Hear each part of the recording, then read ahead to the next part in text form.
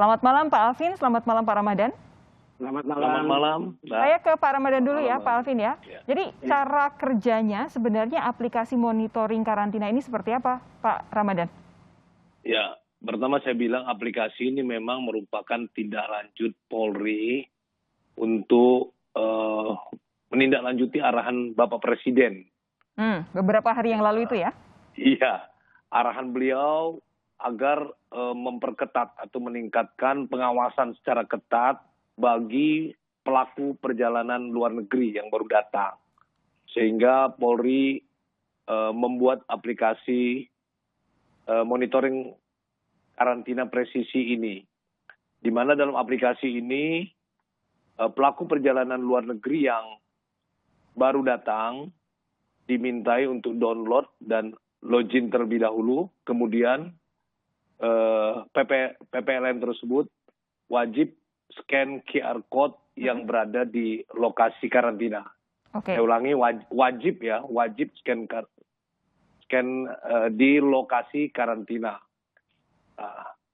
Selain di Bandara Suta, kami sampaikan ada bandara juga Juanda ya, kemudian Bandara Samratulangi dan beberapa pelabuhan internasional yang dimungkinkan banyak PPLN yang kembali dari luar negeri seperti pelabuhan Batam, pelabuhan Tanjung Pinang, pelabuhan Nunukan dan beberapa PLBN, pos lintas batas negara seperti PLBN Aruk, Entikong dan Motahin.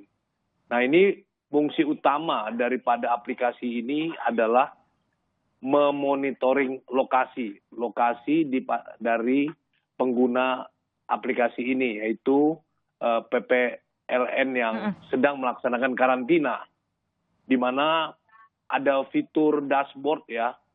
Jadi salah satunya ketika PPLN ini dia berada di luar radius yang dipantau 250 meter, maka ada alert atau ada warning ya, warning atau peringatan dan pemberitahuan kepada petugas, sehingga petugas segera mencari dan menindaklanjuti untuk memberikan penanganannya. Oke, Pak Ramadan, satu, kenapa radiusnya 250 meter? Dua, kalau kemudian ada kemungkinan ini karena menggunakan handphone dan handphonenya pun tidak semua bisa, baru bisa Android, iOS belum bisa. Bagaimana jika satu, handphonenya iOS, kemudian dua, pelaku perjalanan luar negeri ini meninggalkan saja handphonenya di lokasi karantina, dia tanpa membawa handphone keluar? Ini aplikasi ini untuk membantu pengawasan. Tentu pengawasan secara fisik di setiap lokasi karantina juga ada petugas ya.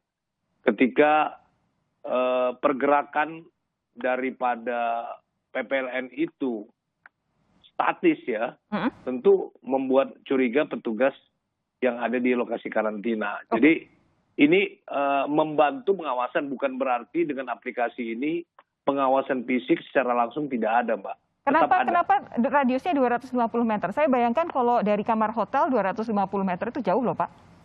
Maksudnya ketika berada di 250, di luar 250 meter itu, maka kita harus segera katakanlah merapat untuk menuju ke titik di mana pengguna tersebut. Oke, Pak Alvin, saya minta tanggapan Anda soal tadi apa yang dijelaskan Pak Ramadan tentang aplikasi yang dibikin oleh Polri ini. Ya, yang pertama saya menyampaikan apresiasi ya. Polri bergerak cepat menyambut instruksi Presiden. Dan kedua, bahwa Polri mengembangkan aplikasi ini sebenarnya juga menunjukkan masih ada kelemahan yang cukup serius dalam pengawasan pelaksanaan karantina. Jadi harus Polri lagi gitu ya? Ya, karena ternyata banyak juga yang lolos kan. Apalagi sekarang karantina kan tidak terpusat di Wisma Atlet, ada di banyak hotel. Dan saya yakin petugas dari Satgas, dari Kementerian Kesehatan pun juga tidak bisa 24 jam juga. Jadi pertama saya mengapresiasi kepada Polri. Nah, berikutnya adalah bahwa aplikasi ini kan menempel di handphone. Jadi sebenarnya saya khawatir yang diawasi ini adalah keberadaan handphone, bukan manusianya. Bisa saja manusianya keluar, handphonenya tidak dibawa. Jadi lokasinya tetap di tempat atau handphonenya mati. Saya melihat di negara-negara lain, misalnya yang memperbolehkan karantina di rumah, itu menggunakan semacam gelang.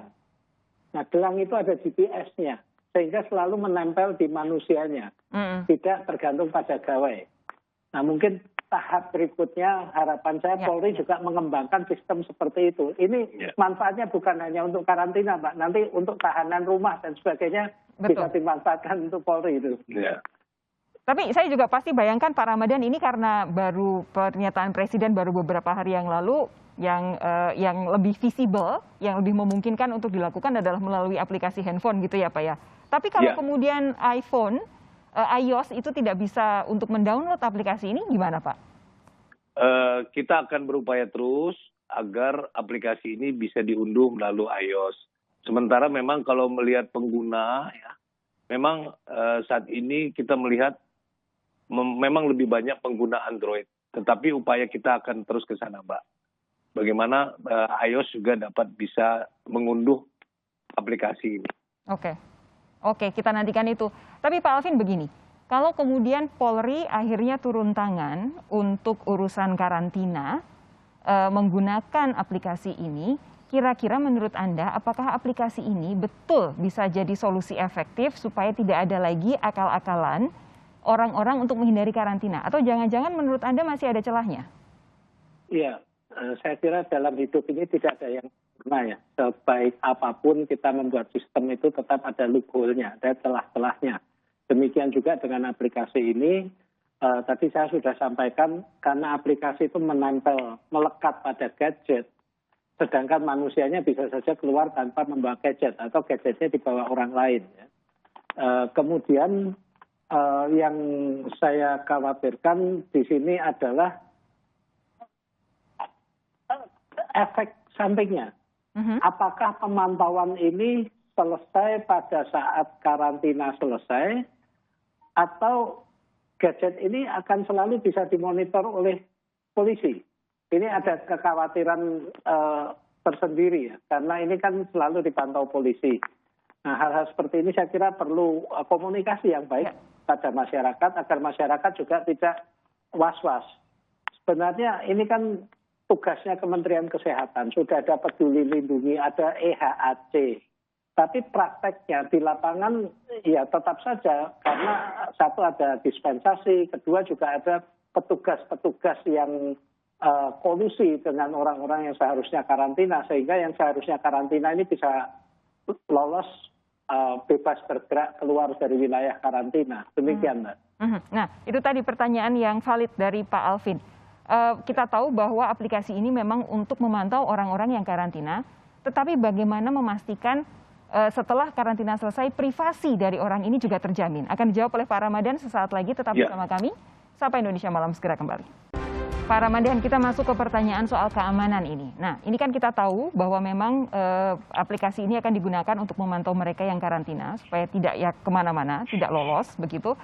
Tetapi soal privasi sesudah selesai karantina ini seperti apa? Lalu siapa-siapa saja pihak yang bisa mengetahui pergerakan pelaku karantina selama ia menggunakan aplikasi itu? Ya, pertama di dalam aplikasi ini tentu ada monitoring ya, monitoring di fitur dashboard ya. Yang memonitor tentunya adalah petugas di sekitar atau di lokasi karantina. Dan ada satu command center di Mabes Polri. Itu yang bisa memonitor. Jadi command center itu memonitor di seluruh titik-titik, kemudian bisa memantau setiap titik tersebut sesuai yang dia inginkan. Kemudian fitur ini berfungsi menghitung mundur. Misalnya sampai hari ke-5, dia otomatis mundur.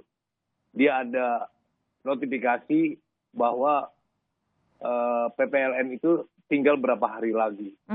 Kemudian ketika berakhirnya pun ada notifikasi pemberitahuan bahwa si A telah habis masa karantina. Nah, kemudian petugas tersebut meminta atau ya menerima yang bersangkutan selesai karantina untuk check out dari aplikasi ini. Setelah check out maka aplikasi ini dipastikan tidak bisa lagi memonitor kegiatan PPLN tersebut. Nah di situ privasinya terjaga. Jadi tidak mungkin setelah selesai pergerakan dari PPLN tersebut masih termonitor. Otomatis ya jadi ya? Otomatis tidak bisa lagi aplikasi ini memonitor pergerakan dari PPLN yang baru datang. Oke, tapi berarti pelaku karantinanya harus check out terlebih dahulu? Ya, harus. Oke. Jadi kita juga mengingatkan bahwa setelah selesai masa karantina, PPLN yang selesai harus check out.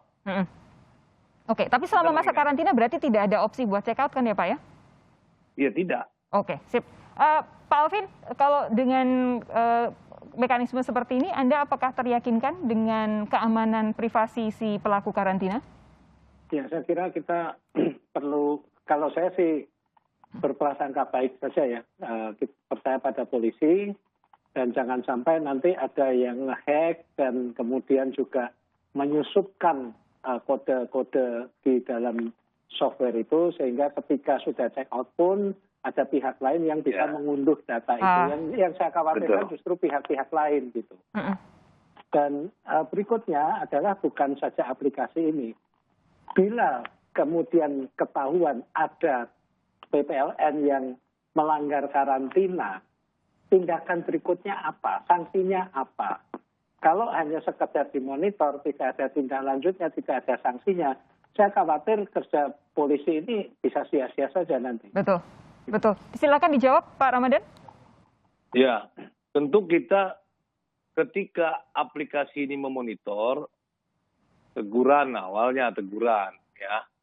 Kemudian ya meminta untuk tidak kabur. Ada sanksi bagi yang kabur. Tentu kita akan memberikan sanksi berupa proses hukum. Oke. Akan dijerat pasal 93 Undang-Undang Nomor 6 Tahun 2018. Udah itu Undang-Undang Nomor 4 Tahun 84 tentang wabah penyakit menular. Ya, kita proses hukum ancamannya 1 tahun penjara dan denda 100 juta rupiah. Tapi upaya yang kita lakukan ketika kita melihat di aplikasi ada yang mau kabur, petugas akan merapat dan memberikan teguran. Upaya teguran itu tetap kita utamakan. Baik. Bapak, Ibu jangan kabur, segera kembali. Bapak, Ibu masih melaksanakan karantina. Oke, nah, gitu. Itu sebelum kita kabur ya, kalau udah terbukti kabur kalau akan sudah kabur, pidana kita ya? akan cari. Oke, setelah baik. kita cari, kita dapatkan, kita proses hukum, seperti yang saya katakan tadi. Oke, saya mau minta wrap up dari Pak Alvin. Begini, ini kan urusan Polri masuk ke zona karantina untuk melakukan pengawasan, tentu kita sambut dengan baik, tentu kita harapkan hasil juga yang terbaik. Tapi secara umum, kalau boleh saya minta penilaian Anda, bagaimana Anda melihat konsistensi aturan karantina, baik dari sisi pemerintah maupun masyarakat sampai dengan sejauh ini, Pak Alvin? Ya, mengenai karantina ini kan kita sudah hampir 2 tahun ini, tapi tidak menunjukkan perkembangan yang menggembirakan. Jumlah yang dikarantina makin banyak, tapi manajemen karantina kita ini masih banyak kekurangan, terbukti dari banyaknya yang kabur, kemudian banyaknya dispensasi, dan juga dispensasi itu bukan saja tidak masuk karantina. Kita lihat apa yang terjadi pada timnas PSSI kemarin. Ketika dalam karantina mereka bisa nge-gym, bisa jogging. Nah, ketika ke-gym, jogging ini kan ketemu dengan orang-orang yang bukan di karantina dan tidak pakai APD. Lantas apa fungsinya dari karantina? Bahkan langsung ditemui ofisial PSSI ya? Betul. Nah, saya khawatir masih banyak yang belum menangkap jiwa dari karantina. Ini adalah pencegahan bertemunya orang yang perlu disterilkan dengan orang-orang yang tidak perlu disterilkan. Nah, ini yang kita perlu tanamkan di sini adalah kesadaran itu, sehingga juga petugas ini juga tidak dengan mudah memberikan dispensasi keluar masuk dan sebagainya. Demikian, Mbak. Betul. Karena karantina itu memang untuk memastikan orang tidak berinteraksi dengan siapapun sampai dengan ia dipastikan dalam durasi yang aman untuk kemudian keluar dari karantina. Karantina itu bukan sekedar tinggal di hotel untuk untuk jangka waktu yang tertentu begitu ya Pak Alvin ya. Baik. Benar, Mbak. Pak Alvin terima kasih, Pak Ramadan terima kasih. Senang sekali berbicara dengan Anda berdua. Kita jumpa lagi kapan-kapan. Sehat terus. Selamat malam Bapak-bapak.